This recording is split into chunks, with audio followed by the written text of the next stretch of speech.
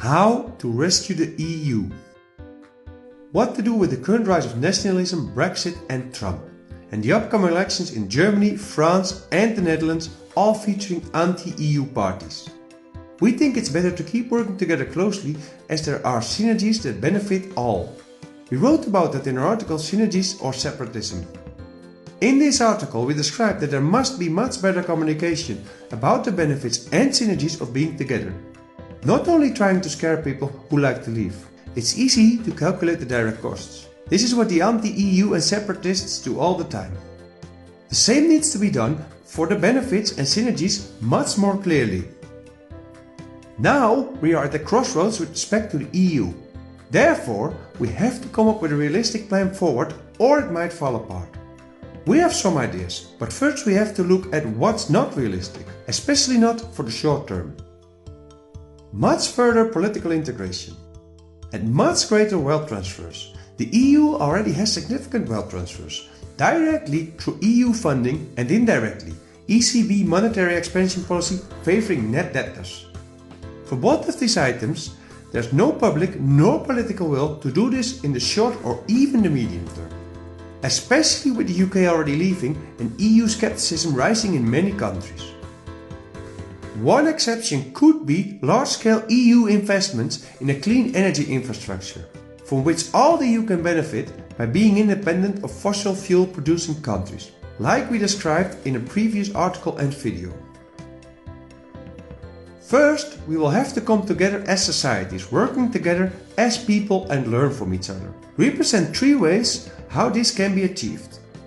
First, instead of focusing on wealth transfers, we should focus on knowledge transfer on a large scale. As we detailed out in a prior article, there are 5 main causes of economic differences in the EU. Geographical location, education, workforce, innovation and development. 4 of these factors can be drastically improved by knowledge transfer. For example, Finland is known to have one of the best educational systems in the world. What if large groups of teachers and other education responsible people from all over the EU go there to learn, discuss and develop improvements for their own countries? Other countries can learn from Spain's leading role in tourism and Spain can learn how to innovate more from other countries. If this is done on a large scale, people will come together by really working together and learning from each other. It would be a bit like a large-scale Erasmus program to share best practices between countries.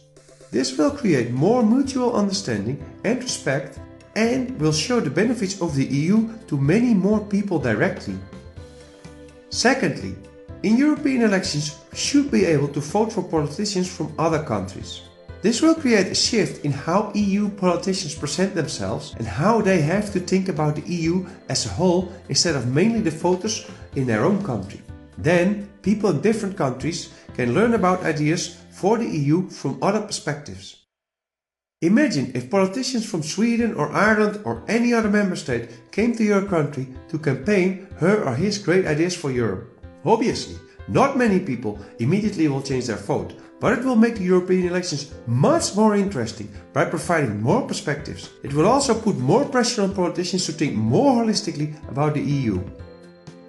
And thirdly, we could create a European passport instead of only a national one and give people the option to choose. A European passport could have slightly more administrative benefits, for example. This will make people really think what they identify themselves more with. A country, a region or Europe, etc. This could trigger a helpful and interesting public debate about who we are and where we would like to go. What do you think? Do you have any additional ideas? Please subscribe and let us know your ideas in YouTube, Fazil.es, Facebook and Twitter. Thank you very much for watching and see you next time.